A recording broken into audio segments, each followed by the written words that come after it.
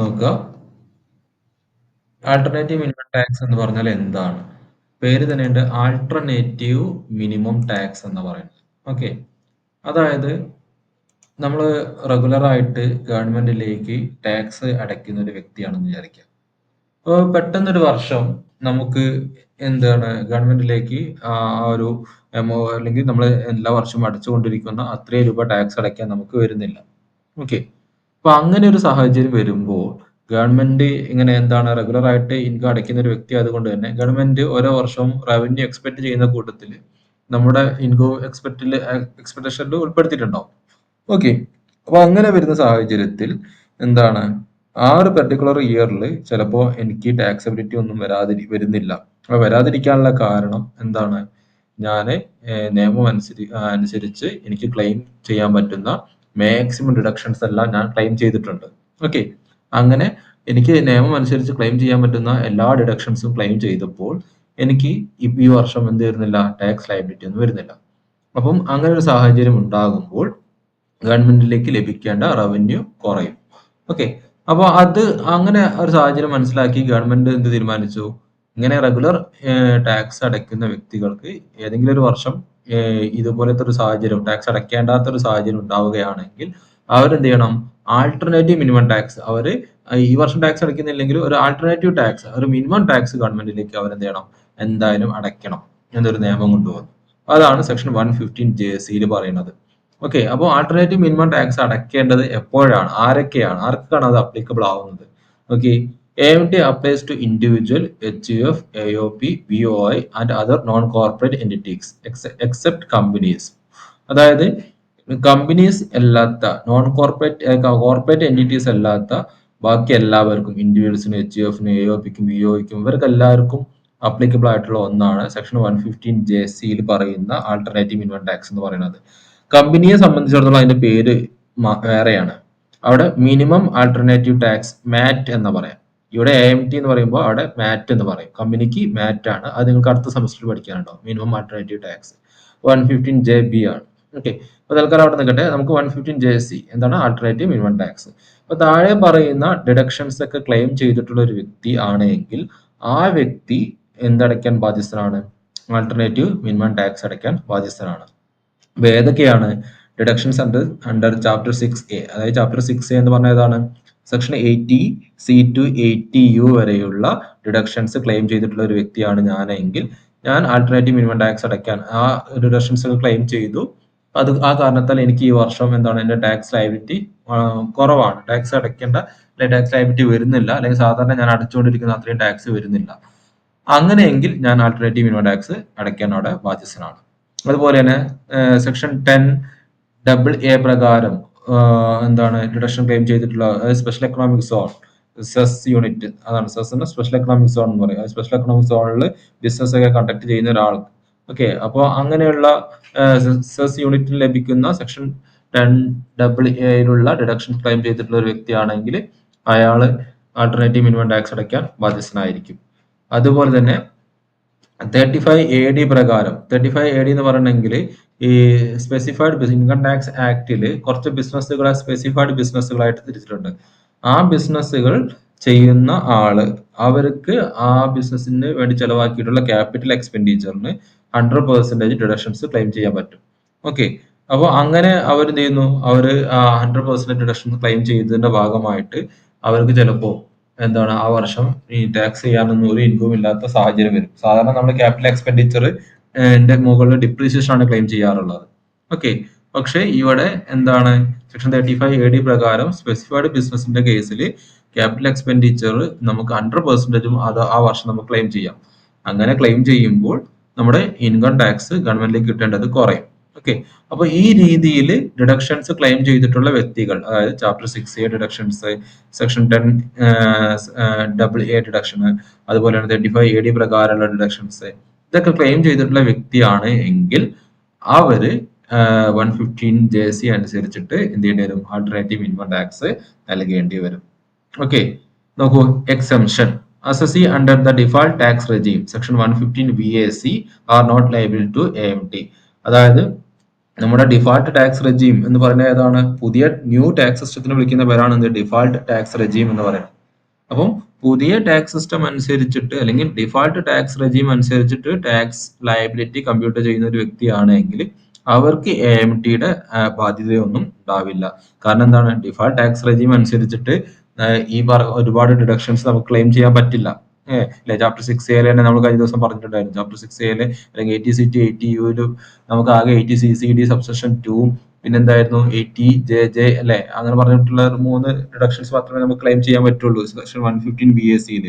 Okay, അപ്പം അങ്ങനെ 115 BAC പ്രകാരമാണ് ടാക്സ് ലയബിലിറ്റി കമ്പ്യൂട്ട് ചെയ്തതെന്ന് വിചാരിക്കുക. അങ്ങനെയെങ്കിൽ നമ്മൾ എന്ത് ചെയ്യേണ്ട ആവശ്യമില്ല? ആൾട്ടർനേറ്റീവ് മിനിമം ടാക്സ് അടയ്ക്കേണ്ട ആവശ്യമില്ല. അല്ലാത്തൊരു വ്യക്തിയാണെങ്കിൽ അയാൾക്ക് ആൾട്ടർനേറ്റീവ് മിനിമം ടാക്സ് അടയ്ക്കേണ്ടി വരും. അതായത് നമ്മൾ ഓൾഡ് സിസ്റ്റം അനുസരിച്ചിട്ട്, അതായത് 2.5 ലക്ഷം എന്ന് പറയുന്ന ഒരു ടാക്സ് സ്ലാബ് ഉണ്ടല്ലോ, അപ് ടു 2,50,000 ടാക്സ് ചെയ്യേണ്ട എന്ന് പറയുന്ന ആ ഒരു ടാക്സ് സ്ലാബ് അനുസരിച്ചിട്ടാണ് ടാക്സ് ലയബിലിറ്റി കമ്പ്യൂട്ട് ചെയ്യുന്നതെങ്കിൽ അവർ ആൾട്ടർനേറ്റീവ് മിനിമം ടാക്സ് അടയ്ക്കാൻ ബാധ്യസ്ഥനാണ്. അതായത് അങ്ങനെ ആ ഒരു സാഹചര്യത്തിൽ വരികയാണെങ്കിൽ. ഓക്കെ, ഇനി AMT ലയബിലിറ്റി നോക്കൂ. Tax payable is higher of. അപ്പോൾ AMT അടയ്ക്കാൻ ലയബിൾ ആയിട്ടുള്ള ഒരു കേസിൽ എങ്ങനെയാണ് ടാക്സ് ലയബിലിറ്റി വരിക എന്ന് വെച്ചിട്ടുണ്ടെങ്കിൽ, നമ്മൾ സാധാരണ ഇൻകം ടാക്സ് നിയമം അനുസരിച്ച് നമ്മൾ എന്ത് കണ്ടുപിടിക്കും? ടാക്സ് കണ്ടുപിടിക്കും. അതാണ് ഒന്ന്, regular tax liability under income tax act. നമ്മൾ സാധാരണ ഇൻകം ടാക്സിലെ നിയമം അനുസരിച്ചിട്ട് നമ്മുടെ എന്താണ് ഓൾഡ് സിസ്റ്റം അനുസരിച്ചിട്ട് നമ്മൾ up to 2,50,000 2,50,000 to 5 lakh 5%, 5 lakh to 10 lakh 20%, above 10 lakh 30% എന്ന് പറയുന്ന ആ ഒരു സ്ലാബ് റേറ്റ് ഉപയോഗിച്ചുകൊണ്ട് നമ്മൾ ടാക്സ് ലയബിലിറ്റി കമ്പ്യൂട്ട് ചെയ്യും. ഓക്കെ, ദെൻ അത് കമ്പ്യൂട്ട് ചെയ്തിട്ട് അത് ആ ഒരു എമൗണ്ട് നമ്മൾ കണ്ടുപിടിച്ച് വെക്കും. അതിനുശേഷം നമ്മൾ എന്ത് ചെയ്യുന്നു? Adjusted total income. Adjusted total income എന്ന് പറയുന്നത് നമുക്ക് ഇവിടെ താഴെ കൊടുത്തിട്ടുണ്ട്. അതായത് നമുക്ക് മുകളിൽ പറഞ്ഞിട്ടുണ്ടായിരുന്നു ഇത് ക്ലെയിം ചെയ്തിട്ടുള്ള ചാപ്റ്റർ 6A 10AA 35AD ഇത് ക്ലെയിം ചെയ്തിട്ടുണ്ടെങ്കിൽ അത് തിരിച്ച് ആഡ് ചെയ്യുക. ആ ക്ലെയിം ചെയ്തിട്ടുള്ള തന്നെ തിരിച്ച് ആഡ് ചെയ്തിട്ട് എന്ത് ചെയ്യുന്നു? ഒരു ഇൻകം ഉണ്ടാവും. ക്ലെയിം ചെയ്തിട്ടുള്ള ഡിഡക്ഷൻസ് ഒക്കെ തിരിച്ച് ആഡ് ചെയ്തിട്ടുള്ള ഇൻകം. ആ ഇൻകത്തിന്റെ മുകളിൽ 18% എന്ത് കാണും? ടാക്സ് കാണും, പ്ലസ് എഡ്യൂക്കേഷൻ സെസ്സും. 18% പ്ലസ് ടാക്സ് കണ്ടിട്ട് അതിന്റെ മുകളിൽ 4% എഡ്യൂക്കേഷൻ സെസ്സും ആഡ് ചെയ്തിട്ട് കിട്ടുന്ന ഒരു എമൗണ്ട്. അങ്ങനെ രണ്ട് ടാക്സ് നമ്മൾ കണ്ടുപിടിക്കും. ഒന്ന് 18%, മറ്റൊന്ന് റെഗുലർ ടാക്സ് ലയബിലിറ്റി അനുസരിച്ച് സ്ലാബ് റേറ്റ് അനുസരിച്ച് കണ്ടുപിടിച്ച ടാക്സും. അത് രണ്ടും കമ്പയർ ചെയ്യുന്നു. അതിലെ ഏതാണോ വലിയ എമൗണ്ട് അതായിരിക്കും നമ്മൾ ആ വർഷം ടാക്സ് ചെയ്യേണ്ടത്. ഓക്കെ, സാധാരണ നമുക്ക് അപ്ലിക്കബിൾ ആയിട്ടുള്ള ഇൻകം ടാക്സ് റൂൾ അനുസരിച്ച് നമ്മൾ കണ്ടുപിടിച്ചിട്ടുള്ള ടാക്സ് കുറവാകുന്ന സാഹചര്യത്തിലാണ് നമ്മൾ എന്ത് കൊടുക്കേണ്ടി വരിക? AMT കൊടുക്കേണ്ടി വരിക. ഓക്കെ, അതല്ല നമ്മൾ ഈ 18.5 കൂടുതൽ നമ്മുടെ സാധാരണ പ്രൊവിഷൻ അനുസരിച്ചുള്ള ടാക്സ് ആണെങ്കിൽ നമ്മൾ കൊടുക്കേണ്ടതാണ് നമ്മുടെ റെഗുലർ ടാക്സ് തന്നെയാണ്.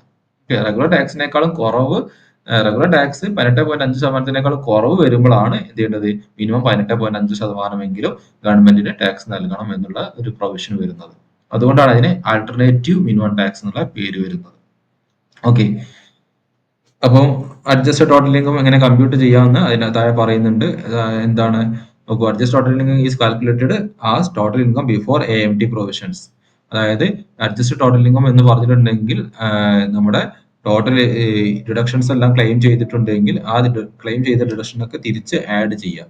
അപ്പൊ കിട്ടുന്ന ടോട്ടൽ ഇൻകത്തിനെയാണ് അഡ്ജസ്റ്റഡ് ടോട്ടൽ ഇൻകം എന്ന് പറയുന്നത്. അതിന്റെ മുകളിൽ 18% ടാക്സ് കാണും, പ്ലസ് എഡ്യൂക്കേഷൻ സെസ് 4% കാണും. ഓക്കെ, അതാണ് AMT ടാക്സ് ആയിട്ട് വരിക. Okay, tax credit.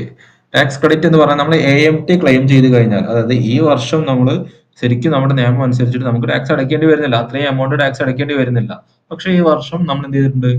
18% ടാക്സ് അടച്ചു. അപ്പോൾ നമുക്ക് അതൊരു ടാക്സ് ക്രെഡിറ്റ് ആയിട്ട് കിട്ടും എന്നുള്ളതാണ് 115JD പറയുന്നത്. നമ്മൾ ഈ വർഷം അധികം കൊടുത്തിട്ടുള്ള ആ എമൗണ്ട് നമുക്ക് ക്രെഡിറ്റ് ആയിട്ട് കിട്ടും. അത് നമുക്ക് അടുത്ത ഒരു 10 വർഷത്തിനുള്ളിൽ ആ അധികം അടച്ചിട്ടുള്ള എമൗണ്ട് എന്ത് ചെയ്യാം? നമുക്ക് മൈനസ് ചെയ്ത് കളയാം. ഫോർ എക്സാമ്പിൾ, ഈ വർഷം ഞാൻ അടയ്ക്കേണ്ടിയിരുന്ന ടാക്സ്, യഥാർത്ഥ നിയമം അനുസരിച്ച് ഈ വർഷം ഞാൻ അടയ്ക്കേണ്ടിയിരുന്ന ടാക്സ് ഒരു 2 ലക്ഷം രൂപയാണെന്ന് വിചാരിക്കാം. Okay, alternative minimum tax system അനുസരിച്ച് 18% കണ്ടപ്പോൾ എനിക്ക് ഒരു 3 ലക്ഷം രൂപ ടാക്സ് വന്നു. അപ്പൊ ഞാൻ ഈ വർഷം ഗവൺമെന്റിലേക്ക് അടയ്ക്കുക എത്രയായിരിക്കും? 3 ലക്ഷമായിരിക്കും. ഓക്കെ, അപ്പോൾ അതിനർത്ഥം എന്താണ്? എനിക്ക് ഒരു 1 ലക്ഷം രൂപ അധികം ഞാൻ ടാക്സ് ഈ വർഷം അടച്ചു. യഥാർത്ഥത്തിൽ അടയ്ക്കേണ്ടിയിരുന്ന 2 ലക്ഷത്തിനേക്കാൾ കൂടുതൽ 1 ലക്ഷം രൂപ ഞാൻ അധികം അടച്ചു. ആ കൂടുതൽ അടച്ച 1 ലക്ഷം രൂപ എനിക്ക് 10 വർഷത്തിനുള്ളിൽ എന്ത് ചെയ്യാം, എന്റെ ടാക്സ് ലയബിലിറ്റിയിൽ അഡ്ജസ്റ്റ് ചെയ്തിട്ട് കളയാം. 10 വർഷം വരെ നമുക്കത് ക്യാരി ഫോർവേഡ് ചെയ്യാം എന്നാണ് പറയുന്നത്. ഓക്കെ, ഫോർ എക്സാമ്പിൾ ഇനി അടുത്ത കൊല്ലം എനിക്ക് എന്ത് ചെയ്യുന്നു, ടാക്സ് ലയബിലിറ്റി ഇതുപോലെ കമ്പ്യൂട്ട് ചെയ്തു. അപ്പൊ അടുത്ത കൊല്ലം ടാക്സ് ലയബിലിറ്റി കമ്പ്യൂട്ട് ചെയ്തപ്പോൾ എന്താണ്, സാധാരണ റെഗുലർ നിയമം അനുസരിച്ച് 3.5 ലക്ഷം രൂപ എനിക്ക് ടാക്സ് ലയബിലിറ്റി വന്നു. ഓക്കെ, അതുപോലെ തന്നെ AMT അനുസരിച്ച് നോക്കിയപ്പോൾ എനിക്ക് വന്നത് എത്രയാണ്, ഒരു 2 ലക്ഷം രൂപയാണെന്ന് വിചാരിച്ചോളൂ. അപ്പൊ ഞാൻ എന്ത് ചെയ്യുന്നു, കഴിഞ്ഞ വർഷത്തെ എന്റെ AMT ക്രെഡിറ്റിലുള്ള 1 ലക്ഷം രൂപ ഞാൻ എന്ത് ചെയ്യുന്നു, ഇവിടെ അഡ്ജസ്റ്റ് ചെയ്തിട്ട്, അതായത് 3.5 ലക്ഷത്തിൽ 1 ലക്ഷം രൂപ ഞാൻ ഓൾറെഡി കൊടുത്തിട്ടുണ്ടല്ലോ കഴിഞ്ഞ വർഷം, അത് ഞാൻ ഒഴിവാക്കും. എന്നിട്ട് ബാക്കി 2.5 ലക്ഷം രൂപയായിരിക്കും ഞാൻ ഈ വർഷം ഗവൺമെന്റിലേക്ക് അടയ്ക്കുക. അതായത് ഞാൻ നേരത്തെ അധികം കൊടുത്തിട്ടുള്ള ടാക്സിനെ എനിക്ക് പിന്നീട് ഒരു 10 വർഷത്തിനുള്ളിൽ എന്ത് ചെയ്യാൻ പറ്റും, എന്റെ ടാക്സ് ലയബിലിറ്റി മിനിമൈസ് ചെയ്യാൻ വേണ്ടി ഉപയോഗിക്കാൻ പറ്റും എന്നർത്ഥം. ഓക്കെ, അപ്പം ഈ ഒരു ഭാഗം വളരെ സിമ്പിൾ ചെറിയൊരു ടോപ്പിക് ആണ്. പക്ഷെ പ്രോബ്ലത്തിൽ നിങ്ങൾക്ക് ടെക്സ്റ്റ് ബുക്കിൽ പ്രോബ്ലം ഒന്നും കാണുന്നില്ല. പക്ഷെ ഇനി അഥവാ പ്രോബ്ലം ചോദിക്കുകയാണെങ്കിൽ ഈ രീതിയിൽ, അതായത് എന്ത് ചെയ്താൽ മതി, നമ്മൾ സാധാരണ ഒരു ടാക്സ് കാണാം, നിയമം അനുസരിച്ചുള്ള ടാക്സ് കാണാം, പിന്നെ എന്ത് ചെയ്യുക, ആ നിയമത്തിൽ നിന്നും നമ്മൾ മൈനസ് ചെയ്തിട്ടുള്ള ഡിഡക്ഷൻസ്, ക്ലെയിം ചെയ്തിട്ടുള്ള ഡിഡക്ഷൻസ് ഒക്കെ തിരിച്ച് ആഡ് ചെയ്തിട്ട് ഒരു ഇൻകം കണ്ടുപിടിക്കുക. അതിന്റെ മുകളിൽ 18% ടാക്സ് കാണാം. ഓക്കെ, അപ്പോൾ അത് പ്രോബ്ലം കാണാത്തത് കൊണ്ട് തൽക്കാലം പ്രോബ്ലം വരില്ല എന്ന് വിചാരിക്കുക. പക്ഷെ തിയറി ക്വസ്റ്റ്യൻസ് ചോദിക്കാൻ സാധ്യതയുണ്ട്. പാർട്ട് ബിയിലൊക്കെ പാരഗ്രാഫ് ക്വസ്റ്റ്യൻ ആയിട്ടൊക്കെ ചോദിക്കാൻ സാധ്യതയുണ്ട്. ആൾട്ടർനേറ്റീവ് മിനിമം ടാക്സ് എന്താണെന്നുള്ളത്, അല്ലെങ്കിൽ പാർട്ട് എ ക്വസ്റ്റ്യൻ ഒക്കെ ആയിട്ട് ചോദിക്കാം. അപ്പൊ അത് നന്നായിട്ട് ഒന്ന് പഠിച്ചു വെക്കുക. ഓക്കെ, നിർബന്ധമായിട്ട് പഠിച്ചു വെക്കണം. തിയറി ഇമ്പോർട്ടന്റ് ആണ്. ഞാൻ AMT. ഓക്കെ, ഇനി അടുത്തത് നമുക്ക് അതിൽ നോക്കാനുള്ളത് HUF എന്ന് പറഞ്ഞിട്ടുള്ളൊരു ഒരു എൻറ്റിറ്റി ഉണ്ട് അല്ലെ. HUFന്റെ ഫുൾ എന്താണ്, ഹിന്ദു അൺഡിവൈഡഡ് ഫാമിലി അല്ലെ. നമ്മളെ സംബന്ധിച്ചിടത്തോളം ഇൻകം ടാക്സില് പേഴ്സൺ എന്ന് പറയുന്നത് നോർമൽ ഇൻഡിവിജ്വൽ മാത്രമല്ല, HUFും ഇൻഡിവിജ്വലും AOPയും BOയും കമ്പനിയും മുനിസിപ്പാലിറ്റിയും കോഓപ്പറേറ്റീവ് സൊസൈറ്റിയും അങ്ങനെ എല്ലാം ചേർന്നതാണ് എന്ത്, ഒരു ഇൻകം ടാക്സിൽ പേഴ്സൺ എന്ന് പറയുന്നത്. അപ്പോൾ ഈ HUFന്റെ കേസിൽ HUFന്റെ ഇൻകം എങ്ങനെയാണ് കമ്പ്യൂട്ട് ചെയ്യുക എന്നുള്ളതാണ് ഇവിടെ പറയുന്നത്. ഓക്കെ, നോക്കി എന്താണ് HUF. An HUF is a separate taxable entity under Income Tax Act and is assessed like an individual but with its own unique feature and rule. അപ്പം ഒരു HUF എന്ന് പറഞ്ഞിട്ടുണ്ടെങ്കിൽ എന്താണ്, ഇൻകം ടാക്സ് ആക്ട് അനുസരിച്ചിട്ട് ഒരു ഇൻഡിവിജ്വലിന് എങ്ങനെയാണോ ടാക്സ് ചെയ്യുന്നത് അതേ രീതിയിൽ തന്നെയാണ് HUFന് ടാക്സ് ചെയ്യുന്നത്. പക്ഷെ അതിന് ചെറിയൊരു വ്യത്യാസമുണ്ട്. എന്താണ് വ്യത്യാസം എന്ന് വെച്ചിട്ടുണ്ടെങ്കിൽ അതാണ് നമ്മൾ നോക്കാൻ പോകുന്നത്. ഓക്കെ, അപ്പൊ HUF എന്ന് പറയുമ്പോൾ HUF consist of all male descendant of common ancestors. ഒരു കോമൺ ആൻസിസ്റ്റേഴ്സിന്റെ കീഴിൽ വരുന്ന എന്താണ്, ആൺ തലമുറ. ഓക്കെ, ഒരു ആൺ തലമുറകളുടെ ഒരു ഗ്രൂപ്പിനെ വിളിക്കുന്ന പേരാണ് കൂട്ടുകുടുംബം. നമ്മുടെ കൂട്ടുകുടുംബ വ്യവസ്ഥയാണ് HUF എന്ന് പറയുന്നത്. ഓക്കെ, അപ്പം അവർക്കൊരു എന്താണ്, ഒരു കോമൺ ആൻസിസ്റ്റേഴ്സ് ഉണ്ടാവും. അവരുടെ ആൺ തലമുറ, അത് കല്യാണം കഴിഞ്ഞു പോവാത്ത പെൺ തലമുറയും ഉൾപ്പെടുത്തും. കല്യാണം കഴിഞ്ഞു പോയാല് അവര് കുടുംബത്തിൽ നിന്ന് ഔട്ട്, അത്രയേ ഉള്ളൂ. ഓക്കെ, അതുപോലെ തന്നെ ആ ആൺ തലമുറയുടെ ഭാര്യമാരും അവര് ചേർന്നതാണ് എന്ത്, ഹിന്ദു അൺഡിവൈഡഡ് ഫാമിലി HUF എന്ന് പറയുന്നത്. Okay, it also include adopted member. അതുപോലെ നമ്മൾ ദത്തെടുത്തിട്ടുണ്ടെങ്കിൽ ആ ദത്തെടുത്ത കുട്ടിയും എന്താണ്, ഈ HUFൽ മെമ്പേഴ്സ് ആയിട്ട് വരും. Okay, the extent of an HUF is governed by Hindu law not by the income tax act. അപ്പം ഈ ഹിന്ദു അൺഡിവൈഡഡ് ഫാമിലി എന്ന് പറയുന്ന ആ ഒരു എൻറ്റിറ്റിയുടെ നിലനിൽപ്പ് ഹിന്ദു ലോ, ഇന്ത്യയിൽ നമുക്കറിയാം ഹിന്ദു ലോ, മുസ്ലിം വ്യക്തി നിയമം, അങ്ങനെ അവരുടെ എല്ലാ മതങ്ങൾക്കും അവരുടേതായിട്ടുള്ള നിയമങ്ങളൊക്കെ നമ്മുടെ രാജ്യത്തുണ്ട്. ഓക്കെ, അപ്പൊ അങ്ങനെ ഹിന്ദു ലോ അനുസരിച്ചിട്ടാണ് HUF ഇന്ത്യയിൽ നിലനിൽക്കുന്നത്, ഇൻകം ടാക്സ് ആക്ട് അനുസരിച്ചിട്ട് അല്ല. ക്ലിയർ? അപ്പം അതൊന്ന്. അപ്പൊ എന്താണ് HUF എന്നുള്ളതിന്റെ ഒരു ചുരുക്കം പറഞ്ഞു തന്നുള്ളൂ. ഓക്കെ, അപ്പം ഒരു HUF ആവണമെങ്കിൽ, ഹിന്ദു അൺഡിവൈഡഡ് ഫാമിലി ആവണം, അല്ലെങ്കിൽ HUF എന്നുള്ള പേരിൽ അതിനെ കൺസിഡർ ചെയ്യണമെങ്കിൽ, ഇൻകം ടാക്സിൽ എല്ലാവർക്കും കുടുംബമുണ്ട് അല്ലെ. നമ്മുടെ നാട്ടിലൊക്കെ എന്താണ്, എല്ലാവർക്കും കുടുംബമല്ലേ, അത് തറവാടുകളൊക്കെ ഉണ്ട്. പക്ഷെ അതൊന്നും നമ്മൾ ആ തറവാടിന്റെ പേരിൽ ഗവൺമെന്റിലേക്ക് ടാക്സ് അടയ്ക്കുന്നുണ്ടോ? ഇല്ല. അങ്ങനെ തറവാടിന്റെ പേരിലൊന്നും ആരും നമ്മുടെ കേരളത്തിലൊന്നും പ്രത്യേകിച്ച് ടാക്സ്, ഇതൊക്കെ ഉത്തരേന്ത്യൻ ഭാഗങ്ങളിൽ ഇത് കാണാറുള്ളൂ. ഇപ്പൊ നമ്മൾ ടാറ്റ ഗ്രൂപ്പ് എന്നൊക്കെ പറയുന്നത് ഒരു ജോയിന്റ് ഫാമിലി കുടുംബമാണ്. ഓക്കെ, പക്ഷെ നമ്മുടെ നാട്ടില് അങ്ങനത്തെ സമ്പ്രദായം വളരെ കുറവാണ്. അപ്പൊ എങ്ങനെ അപ്പം വിച്ച് മീൻസ് ഒരു ഫാമിലിയുടെ പേരിൽ നമ്മൾ ആരും ഗവൺമെന്റിലേക്ക് ടാക്സ് ഒന്നും അടയ്ക്കാറില്ല. ഇൻഡിവിജ്വലി നമ്മൾ മാക്സിമം ടാക്സ് അടയ്ക്കാറില്ല. അല്ലെ ഫാമിലിയുടെ പേരിൽ അല്ലെ. അപ്പം നോക്കുക, requirement to qualify as an HUF. ഒരു HUF ആവണമെങ്കിൽ ഒരു കോമൺ പ്രോപ്പർട്ടി വേണം. Okay, the family must have property or asset jointly owned by its members. ഞാൻ അന്നൊരു HUF കുറിച്ച് നിങ്ങൾക്ക് ഫസ്റ്റ് ഇൻട്രൊഡക്ഷൻ ചാപ്റ്റർ പറഞ്ഞ സമയത്ത് പറഞ്ഞിരുന്നു. നമ്മളൊരു ജയറാമിന്റെ സിനിമ കണ്ടിട്ടുണ്ടായിരിക്കും, കഥാവിശേഷം എന്ന സിനിമ. അതിനകത്ത് ജയറാമും ദിവ്യാണിയൊക്കെ ഉള്ള ഒരു സിനിമയിൽ ഒരു കൂട്ടുകുടുംബം, ആ കൂട്ടുകുടുംബം ഒരുമിച്ച് അതിലൊരു കാരണവര് അല്ലെ, അവര് എന്ത് ചെയ്യുന്നു, ഒരുമിച്ച് ബിസിനസ് ചെയ്യുന്നു. രാവിലെ എണീറ്റിട്ട് എല്ലാവരും ഓഫീസിലേക്ക്, കുടുംബാംഗങ്ങളെല്ലാം ഓഫീസിലേക്ക് പോകുന്നു, പണിയെടുക്കുന്നു, ആ രീതി. അപ്പൊ അങ്ങനെ ഒരു കോമൺ പ്രോപ്പർട്ടി, ഒരു കോമൺ ബിസിനസ് ഉണ്ടാകണം. ഫാമിലി ബിസിനസ്, അതിനെ നയിക്കാൻ ഒരു കാരണവരുണ്ടാകണം. ഓക്കെ, അപ്പോൾ അവിടെ കോ പാർട്ട്ണറി എന്താ പറയാ, കോ പാർട്ട്ണറി എന്ന് പറഞ്ഞാൽ ഉദ്ദേശിക്കുന്നത് അവര് ആ ഫാമിലിയിലെ മെമ്പേഴ്സിനെ വിളിക്കുന്നവരാണ് കോ പാർട്ട്ണറീസ് എന്ന് പറയുന്നത്. ഓക്കെ, അവർക്ക് എല്ലാവർക്കും അവകാശപ്പെട്ടിട്ടുള്ള ഡിവൈഡ് ചെയ്യാത്ത, വീതം വെക്കാത്ത ഒരു പ്രോപ്പർട്ടി, ഒരു ബിസിനസ് അവിടെ ഉണ്ടാകണം. അങ്ങനെയാണെങ്കിൽ നമുക്ക് അതിനെന്ത് വിളിക്കാൻ പറ്റുള്ളൂ? ഹിന്ദു അൺഡിവൈഡഡ് ഫാമിലി എന്ന് വിളിക്കാൻ പറ്റുള്ളൂ. Okay, traditionally only male members were co-partners, but now daughters can also co-partners under Hindu Succession Amendment Act 2005. ഇപ്പം പഴയ കാലഘട്ടങ്ങളിൽ ആൺ കുടുംബത്തിലെ ആൺ തലമുറ മാത്രമായിരുന്നു എന്ത് HUF-ലെ മെമ്പേഴ്സ് ആയിട്ട് വരിക. പക്ഷെ ഇന്ന് 2005 ഒരു ഹിന്ദു സക്സഷൻ, ഹിന്ദു പിന്തുടർച്ചാ അവകാശം എന്ന് പറഞ്ഞിട്ടുള്ള ഒരു ആക്ട്, അമെന്റ്മെന്റ് ആക്ട് പ്രകാരം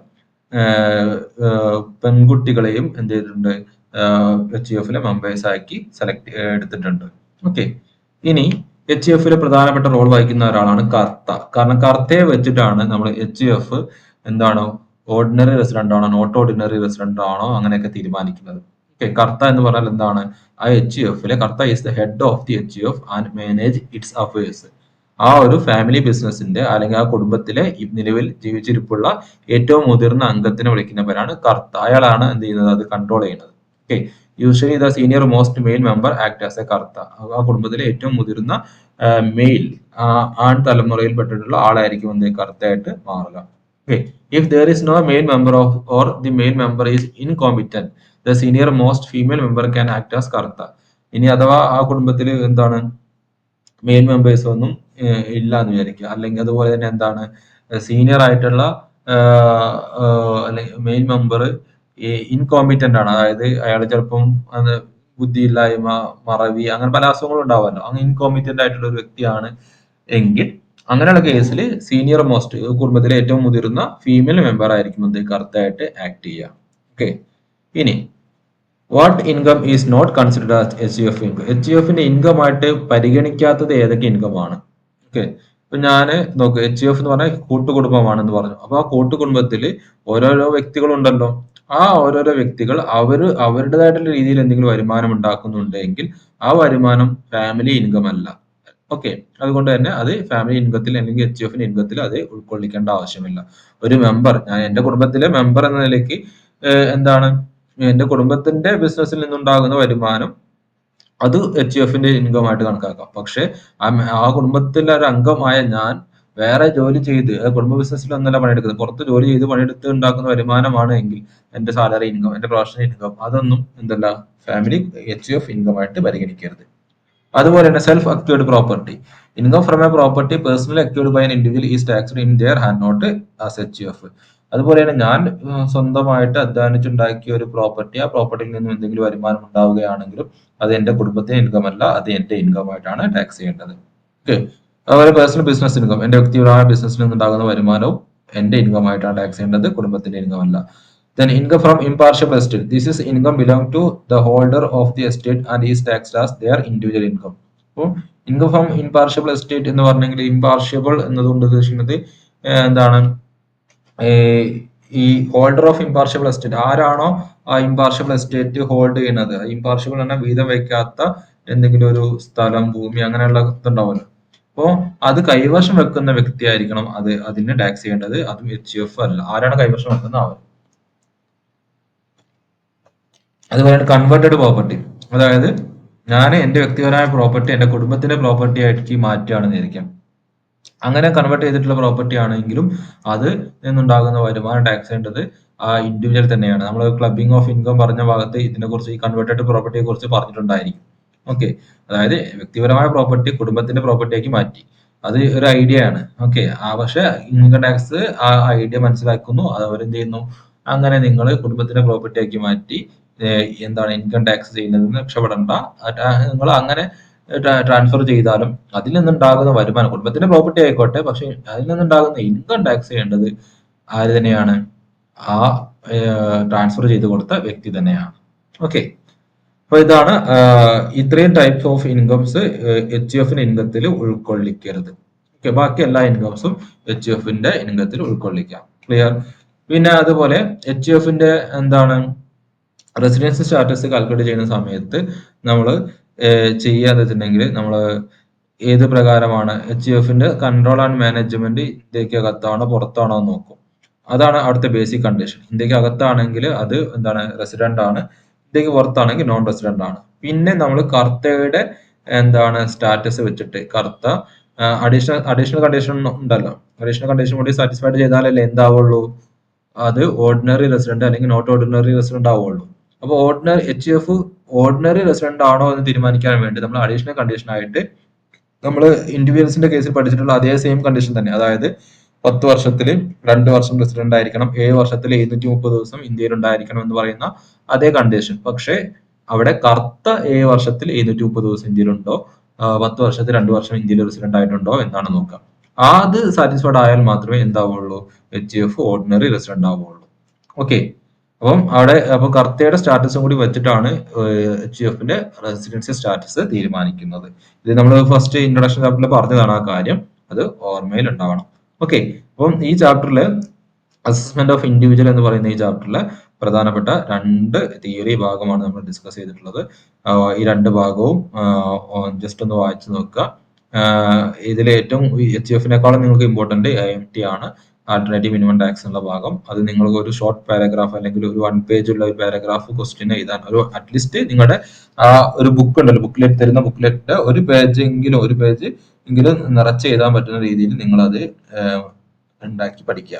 അതായത് ടെക്സ്റ്റിലുണ്ട്, ഞാൻ ചുരുക്കി പറഞ്ഞെന്നുള്ളൂ. അതിനകത്തൊക്കെ ഉള്ള പോർഷൻസ് അതിനകത്തുണ്ട്. പിന്നെ അല്ലെങ്കിൽ ഈ തന്നിട്ടുള്ള പോർഷൻ തന്നെ നിങ്ങൾക്ക് എക്സ്പ്ലെയിൻ ചെയ്ത് എഴുതാൻ പറ്റുകയാണെങ്കിലും ഒരു 1 പേജിലൊക്കെ എഴുതാൻ പറ്റും. ഓക്കെ. ശരി. അപ്പൊ നമ്മൾ ഇനി നേരെ കഴിഞ്ഞ ദിവസം പറഞ്ഞിരുന്നു ഈ ഒരു ചാപ്റ്ററിൽ ഒരു പ്രോബ്ലം കൂടി നമുക്ക് ഡിസ്കസ് ചെയ്യാന്ന് പറഞ്ഞിരുന്നു. ഇനി ആ പ്രോബ്ലത്തിലേക്ക് പോവാണ്. ഇനി ഈ ഭാഗത്ത് AMT HUF എന്തെങ്കിലും ഡൗട്ട് ഉണ്ടെങ്കിൽ ചോദിച്ചോളൂ. യെസ്, ക്വസ്റ്റ്യനിലേക്ക് നോക്കാം. ക്വസ്റ്റ്യൻ നോക്കി, ഞാൻ എക്സ്പ്ലെയിൻ ചെയ്യുന്ന സമയം കൊണ്ട് ക്വസ്റ്റ്യൻ നിങ്ങൾ എഴുതിയെടുക്കൂ. നമുക്ക് ഒരുമിച്ച് പ്രോബ്ലം ചെയ്യാം അങ്ങനെയാണെങ്കിൽ. ഓക്കെ. നോക്കുക. From the following particulars, prepare an assessment statement of Mr. Jishnu for the assessment year 2024-25 under optional tax regime as normal portions of the Act. As per normal, അതായത് നമുക്ക് 2 option ഉണ്ട് അല്ലെ, ഏതാണ്? Default റെജീമും അതുപോലെ തന്നെ optional regime. Optional tax regime എന്ന് പറഞ്ഞിട്ടുണ്ടെങ്കിൽ default tax regime ആണ് എന്ത്, നമ്മുടെ ഡിഫാൾട്ട് എന്ന വാക്കിന് എന്താണ്, അതാണ് നമ്മുടെ ഇപ്പോഴത്തെ കറന്റ്, അതായത് ന്യൂ ടാക്സ് റെജീം എന്ന് പറയുന്നത്. ഓപ്ഷണൽ ടാക്സ് റെജീം അനുസരിച്ച് ചെയ്യാൻ അങ്ങനെ ആ രീതിയിൽ ക്വസ്റ്റ്യൻ ചോദിക്കുകയാണെങ്കിൽ അതെന്താണ്? അത് നമ്മുടെ ഓൾഡ് ടാക്സ് സിസ്റ്റം, അതായത് നമ്മൾ ഇതുവരെ പഠിച്ചു പോയിട്ടുള്ള ടാക്സ് സിസ്റ്റം, അതാണ്. ഓക്കെ. അപ്പൊ ചിലപ്പോൾ ക്വസ്റ്റ്യൻ ഓപ്ഷണൽ ടാക്സ് റെജീം അനുസരിച്ച് ചെയ്യൂ എന്ന് പറയും. അപ്പോൾ 115 BAC അനുസരിച്ചല്ല ചെയ്യേണ്ടത്, നമ്മൾ തുടക്കം മുതലേ പഠിച്ചു വരുന്ന ആ ഒരു നിയമം അനുസരിച്ചാണ് അത് ചെയ്യേണ്ടത്. ഓക്കെ. ഈ ക്വസ്റ്റ്യനിൽ കൃത്യമായിട്ട് ഓപ്ഷൻ ടാക്സ് റെജീം എന്ന് പറഞ്ഞാൽ എന്താണ്, normal provisions of the act ആണ് എന്ന് തന്നെ ക്വസ്റ്റ്യൻ പറയുന്നുണ്ട്. പക്ഷെ അങ്ങനെ തന്നെ എടുത്ത് പറയണമെന്ന് നിർബന്ധമൊന്നുമില്ല. അപ്പൊ ഓപ്ഷൻ ടാക്സ് റെജീം എന്ന് പറഞ്ഞിട്ടുണ്ടെങ്കിൽ അത് ഓൾഡ് ടാക്സ് സിസ്റ്റം ആണ് എന്ന് മനസ്സിലാക്കുക. ഇനി ക്വസ്റ്റ്യൻ നോക്കി, salary 20,000 per month with effect from 1st July 2023. അപ്പം അയാൾക്ക് സാലറി ഇൻകം ഉണ്ട്. സാലറി ഇൻകം ലഭിക്കുന്നത് എന്നാണ്? ജൂലൈ മുതലാണ്. അപ്പോൾ നമ്മൾ എപ്പോഴും സാലറി 20,000 per month എന്നൊക്കെ കാണുമ്പോൾ നമ്മൾ ചാടി കയറി into 12 ചെയ്യരുത്. ഇവിടെ ക്വസ്റ്റ്യനിൽ എടുത്ത് പറയുന്നുണ്ട് എന്താണ്, അയാൾക്ക് സാലറി ഇൻകം ലഭിക്കുന്നത് ജൂലൈ 2023 ആണ്. അപ്പോൾ നമ്മൾ എന്ത് ചെയ്യണം? എണ്ണി നോക്കുക.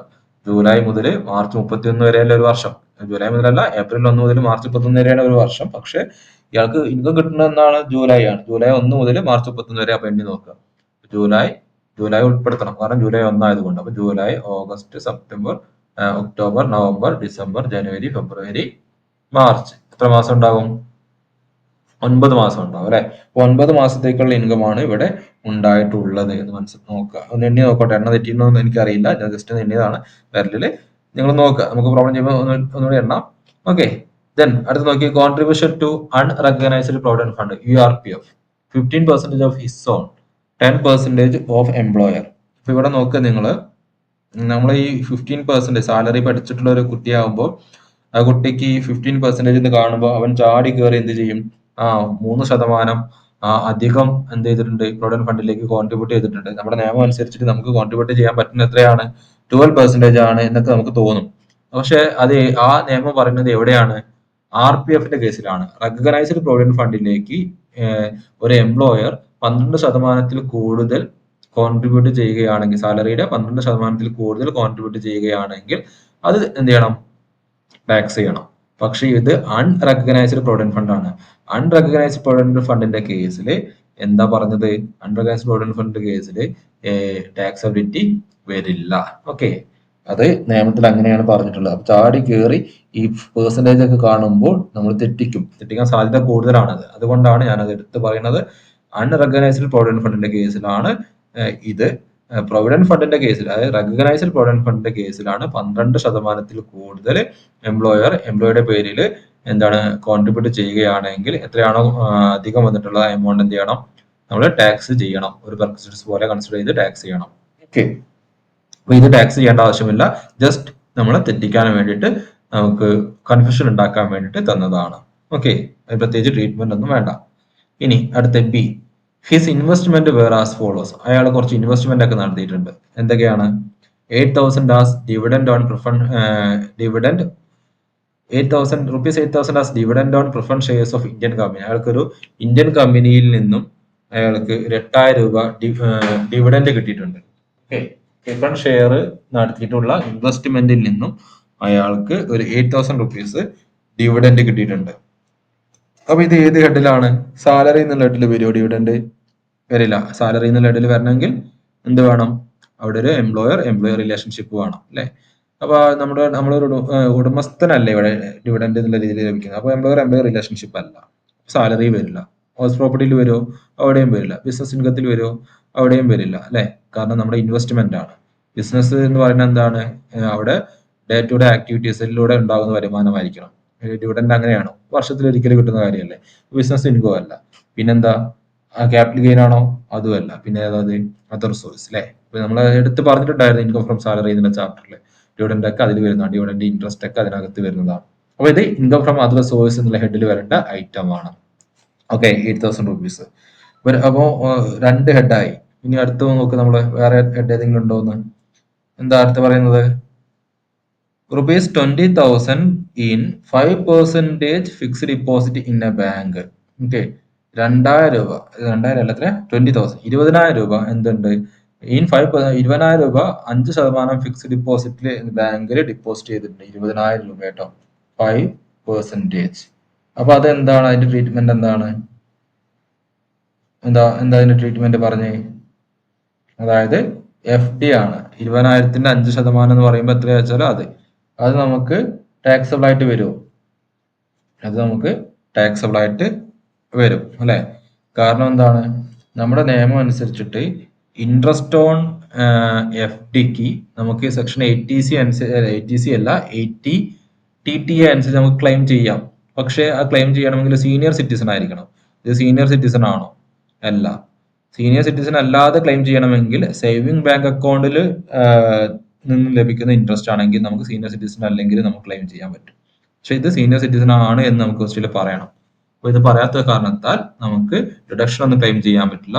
ഇതും നമുക്ക് ഇൻകം ഫ്രം അതർ സോഴ്സ് എന്നുള്ള ഹെഡിൽ നമുക്ക് ഇതിനെയും കാണിക്കാം.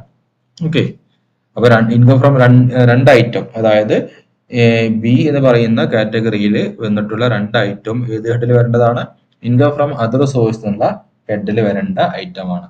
ഇനി സി നോക്കി, he on A house half of which is occupied by his son for his residence, who is living separate from his father, and other half is let at 1,500 per month.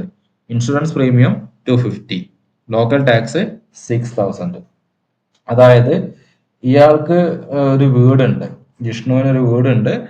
ആ വീടിന്റെ ഒരു 2 ഭാഗം ആയിട്ട് അതിലൊരു ഭാഗം അയാളുടെ മകനാണ് താമസിക്കുന്നത്. ഒരു ഭാഗത്ത് അയാളുടെ മകൻ താമസിക്കുന്നു. മറ്റൊരു ഭാഗത്ത് എന്ത് ചെയ്യുന്നു? മറ്റൊരു ഭാഗം വാടകയ്ക്ക് കൊടുത്തിട്ടുണ്ട്.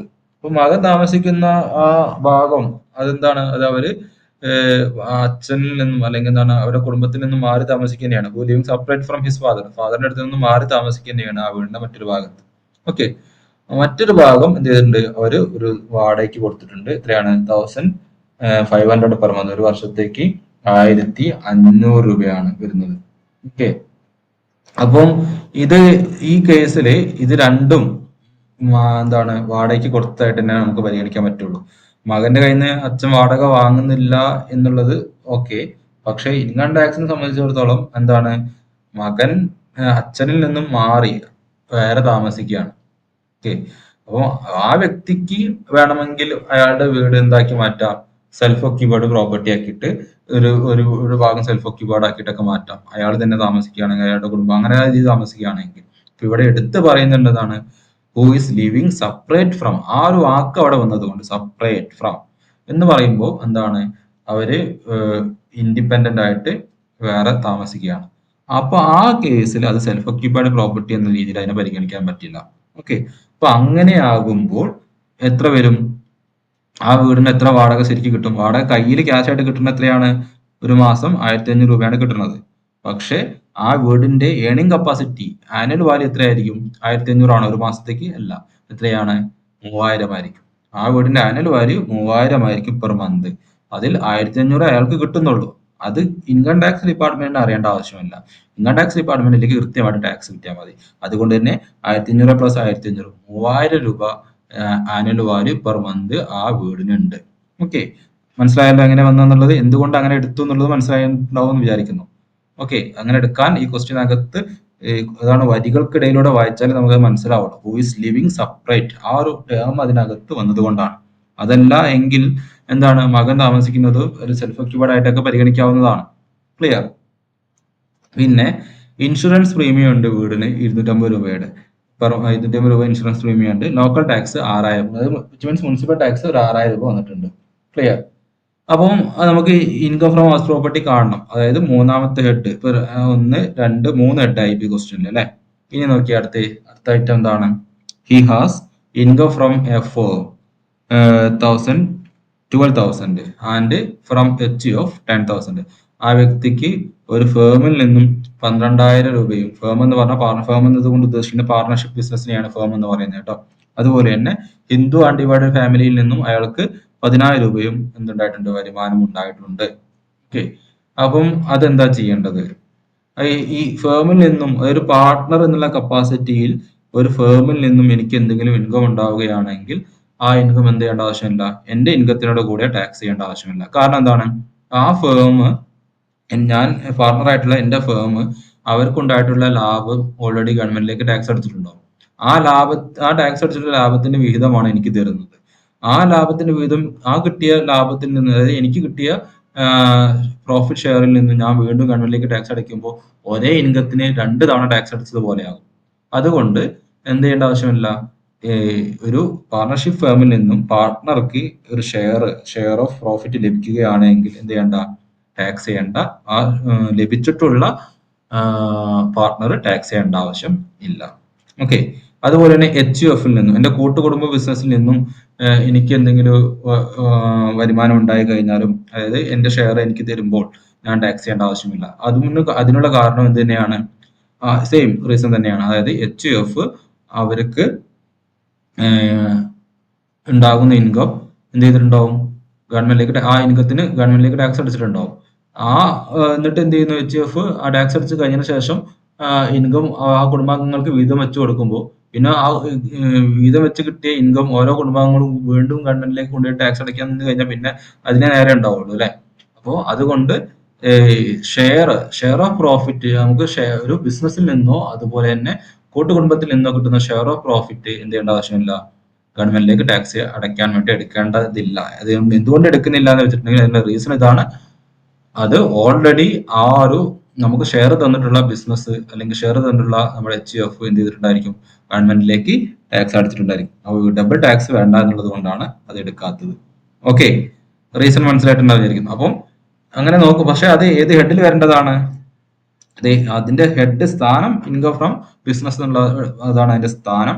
പക്ഷെ നമുക്ക് അതിന്റെ അകത്ത് അതിനെ ഉൾക്കൊള്ളിക്കാം. എന്നിട്ട് എമൗണ്ട് കോളത്തിൽ എക്സെംപ്റ്റിന് എഴുതാം.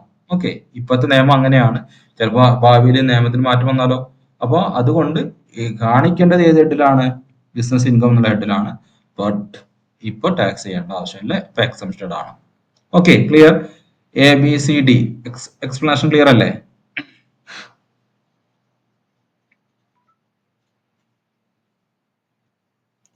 റീസൺ മനസ്സിലായില്ലേ? ചെയ്യാം.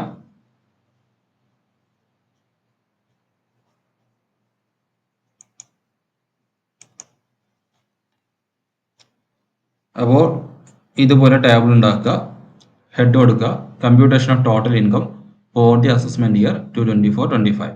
ഓക്കെ, ഏതൊരു പ്രോബ്ലത്തിനും നമ്മളോട് എന്താണ് ചോദിച്ചത് അത് ഹെഡാക്കി കൊടുത്താൽ മതി. ഓക്കെ, നമ്മൾ ഡിപ്രീസിയേഷൻ കാൽക്കുലേറ്റ് ചെയ്യാൻ പറയുകയാണെങ്കിൽ കമ്പ്യൂട്ടേഷൻ ഓഫ് ഡിപ്രീസിയേഷൻ, നമ്മളോട് കാണാൻ പറഞ്ഞത് സാലറി ആണെങ്കിൽ computation of income of salary, house property ആണെങ്കിൽ computation of income of house property. എന്താണ് ചോദിച്ചിട്ടുള്ളത് അതേ ഹെഡാക്കി കൊടുക്കുക.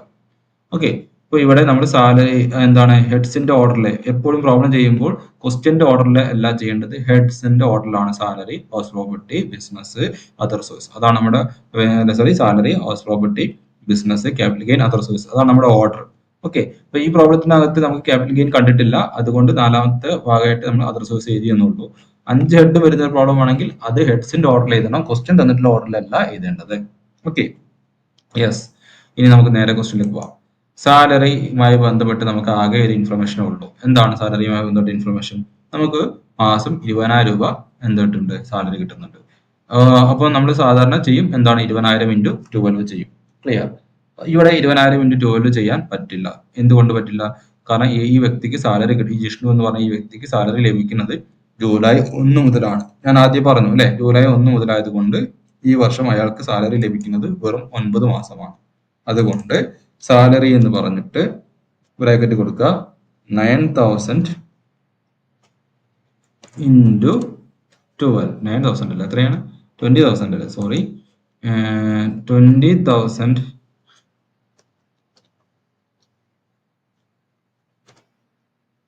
ഇൻറ്റു 9.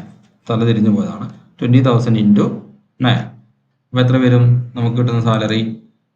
1,80,000 വരും. 1,80,000 രൂപ അല്ലെ, 1,80,000. അത് അയാൾക്ക് കിട്ടുന്ന ബേസിക് പേ ആണ്, ബേസിക് സാലറി ആണ്. ഓക്കെ, ബേസിക് സാലറി അയാളുടെ ഇൻകം ഫ്രം സാലറി എന്നുള്ള പേരിൽ എഴുതാൻ പറ്റില്ല. ഇൻകം ഫ്രം സാലറി ആവണമെങ്കിൽ എന്ത് ചെയ്യണം? നമുക്ക് സ്റ്റാൻഡേർഡ് ഡിഡക്ഷൻ, ബാക്കി അലവൻസസിനെ കുറിച്ചോ പെർക്യൂസറിസിനെ കുറിച്ചോ അല്ലെങ്കിൽ മോട്ടോർ കാറിനെ കുറിച്ചോ അങ്ങനെയുള്ള കാര്യങ്ങളൊന്നും, അല്ലെങ്കിൽ ഡെത്ത് കം റിട്ടയർമെന്റ് ബെനിഫിറ്റിനെ കുറിച്ചോ ഒന്നും ഈ ക്വസ്റ്റ്യനിൽ ഇല്ല. പക്ഷേ അതുകൊണ്ട് തന്നെ നമുക്ക് തന്നിട്ടുള്ള ജസ്റ്റ് ഈ സാലറിയെ നമുക്ക് ഇൻകം ഫ്രം സാലറി എന്ന് എഴുതാനും പറ്റില്ല. കാരണം എന്താണ്? ക്വസ്റ്റ്യൻ തന്നാലും തന്നില്ലെങ്കിലും നിർബന്ധമായിട്ട് ചെയ്യേണ്ട ഒരു കാര്യം നമുക്ക് ഇൻകം ഫ്രം സാലറിയിലും ഇൻകം ഫ്രം ഹൗസ് പ്രോപ്പർട്ടിയിലും ഉണ്ട് അല്ലെ. എന്താണത്? Standard deduction. അപ്പോൾ സ്റ്റാൻഡേർഡ് ഡിഡക്ഷൻ നമുക്ക് മൈനസ് ചെയ്യാം. സ്റ്റാൻഡേർഡ് ഡിഡക്ഷൻ എത്രയാണ്? 50,000, 50,000 രൂപയാണ് സ്റ്റാൻഡേർഡ് ഡിഡക്ഷൻ അല്ലെ. അപ്പോൾ അത് നമുക്ക് മൈനസ് ചെയ്യാം. അപ്പോൾ ഇവിടെ ഇൻകം ഫ്രം സാലറി വരുന്നത് എത്രയാണ്? 1,30,000 രൂപയായിരിക്കും. 1,30,000 ആണ് ഇൻകം ഫ്രം സാലറി എന്നുള്ള ഹെഡിൽ ഉള്ള വരുമാനം. ഓക്കെ, ഇനി രണ്ടാമത്തെ ഹെഡിലേക്ക് പോകാം. രണ്ടാമത്തെ head income from house property ആണ്. ഇൻകം ഫ്രം ഹൗസ് പ്രോപ്പർട്ടിയുടെ കേസിൽ എവിടെ ഇൻഫർമേഷൻ? സി അല്ലെ, സി ആണ് ഇൻകം ഫ്രം ഹൗസ് പ്രോപ്പർട്ടിയുമായിട്ട് ബന്ധപ്പെട്ട ഇൻഫർമേഷൻ പറയുന്നത്. അതിൽ പറയുന്നത് എന്താണ്? ഞാൻ നേരത്തെ പറഞ്ഞു അല്ലെ, അയാളുടെ മകനും അതുപോലെ തന്നെ അയാളുടെ ഒരു വീടുണ്ട്, ആ വീടിന്റെ ഒരു പോർഷൻ അയാളുടെ മകനാണ് താമസിക്കുന്നത്, മറ്റൊരു പോർഷൻ വാടകയ്ക്ക് കൊടുത്തിട്ടുണ്ട്. വാടകയ്ക്ക് കൊടുത്ത പോർഷനിൽ നിന്നും അയാൾക്ക് 1,500 രൂപ ഒരു മാസം ലഭിക്കുന്നുണ്ട്. മകൻ ആ വീട്ടിൽ താമസിക്കുന്നത് അച്ഛനിൽ നിന്നും മാറി താമസിക്കുകയാണ്. അതുകൊണ്ട് മകനും താമസിക്കുന്നത് എന്താണ്? Deemed to be let out. അതായത് വാടക കിട്ടുന്നുണ്ടോ വെച്ചാൽ വാടക കിട്ടുന്നില്ല, പക്ഷെ വാടക കിട്ടുന്നത് പോലെ കരുതണം. Deemed to be let out property ആയിട്ട് അതിനെ കരുതണം എന്നാണ്. അപ്പൊ അങ്ങനെ ആകുമ്പോൾ എന്താണ്? ആ മൊത്തം വീടിന്റെ 2 പോർഷനും കൂടിയുള്ള ആ വീടിന്റെ ആനുവൽ വാല്യൂ എത്രയായിട്ട് വരും? 1,500 പ്ലസ് 1,500, 3,000 പെർ മന്ത് ആയിരിക്കും. ഓക്കെ, പിന്നെ നമുക്കറിയാം ഗ്രോസ് അനൽ വാല്യൂ എടുക്കണമെങ്കിൽ നമുക്ക് സാധാരണ ചെയ്യുക നമ്മൾ എന്താണ് municipal tax, fair value, standard rent ഒക്കെ കമ്പയർ ചെയ്ത് കിട്ടുന്ന ഒരു എമൗണ്ട് വെച്ചിട്ടാണ് അതിനെയാണ് ഗ്രോസ് അനൽ വാല്യൂ ആയിട്ട് എടുക്കുക. പക്ഷെ നമുക്ക് അങ്ങനെ കമ്പയർ ചെയ്യാനോ ഒന്നുള്ള ഇൻഫർമേഷൻ ഇതിനകത്ത് തന്നിട്ടില്ല. അങ്ങനെ തരാത്ത കേസിൽ എന്ത് ചെയ്യണമെന്ന് പറഞ്ഞത്? തന്നത് തന്നെയാണ് എന്ത്? ഗ്രോസ് അനൽ വാല്യൂ. സോ ഇവിടെ ഗ്രോസ് അനൽ വാല്യൂ എത്രയാണ്? ഗ്രോസ് അനൽ വാല്യൂ ഇവിടെ 3000 പെർ മന്ത് ആണ്. ഓക്കെ, അതുകൊണ്ട് ഇൻറ്റു 12 ചെയ്യുക. 3000 പെർ മന്ത് എങ്ങനെ വന്നു? വാടകയ്ക്ക് കൊടുത്ത പോർഷന്റെ വാല്യൂ 1500 ആണ്. അപ്പോൾ അടുത്ത പോർഷന്റെ വാല്യൂ സെയിം, കാരണം വീടിനെ രണ്ടാക്കി തിരിച്ചു. അപ്പോൾ ഒരു പോർഷന്റെ വാല്യൂ 1500 എങ്കിൽ മറ്റൊരു പോർഷന്റെ വാല്യൂ 1500 തന്നെ ആയിരിക്കും. അപ്പോൾ രണ്ടും കൂടി കൂട്ടി 3000. ക്ലിയർ? എന്നത് എങ്ങനെ മനസ്സിലായിട്ടുണ്ടാവും വിചാരിക്കുന്നു. അത് അപ്പം എന്താണ് ഗ്രോസ് എന്ന വാല്യൂ എത്ര വരും? 3000 × 12 30,000 പ്ലസ് 2 36,000 വരും അല്ലെ, 36,000. ദെൻ ക്വസ്റ്റ്യനിൽ പോയാൽ നമുക്ക് വീണ്ടും കാണാം എന്താണ് ഇവിടെ ഒരു മുനിസിപ്പൽ ടാക്സ് പേയ്മെന്റ് ഉണ്ട് അല്ലെ. Local tax. ലോക്കൽ ടാക്സ് എന്ന് പറഞ്ഞാൽ എന്താണ്? പഞ്ചായത്തിന് കൊടുക്കുന്ന ടാക്സ്. പഞ്ചായത്തിന്, മുനിസിപ്പാലിറ്റിക്ക്, കോർപ്പറേഷന് കൊടുക്കുന്ന ടാക്സിനെയാണ് മുനിസിപ്പൽ ടാക്സ് എന്ന് പറയുന്നത്. ഓക്കെ, ഇവിടെ മുനിസിപ്പൽ ടാക്സ് ഉണ്ട്. എത്രയാണ്? 6000. ഇനി ലോക്കൽ ടാക്സ് ഉള്ള വാക്ക് കണ്ടതുകൊണ്ട് എഴുതാതിരിക്കരുത് കേട്ടോ. കോമൺ സെൻസ് യൂസ് ചെയ്യാം. അപ്പോൾ കിട്ടുന്ന ആൻസറിനെ വിളിക്കുന്ന പേരാണെന്ത്? അപ്പോൾ വിളിക്കുന്ന ആൻസറിന്റെ പേര് ഗ്രോസ് അനൽ വാല്യൂയിൽ നിന്നും മുനിസിപ്പൽ ടാക്സ് മൈനസ് ചെയ്ത് കഴിഞ്ഞാൽ കിട്ടുന്ന ആൻസറിനെ വിളിക്കുന്ന പേരാണ് നെറ്റ് ആനുവൽ വാല്യൂ. NAV എന്ന് വിളിക്കാം നമുക്ക്. Net annual value.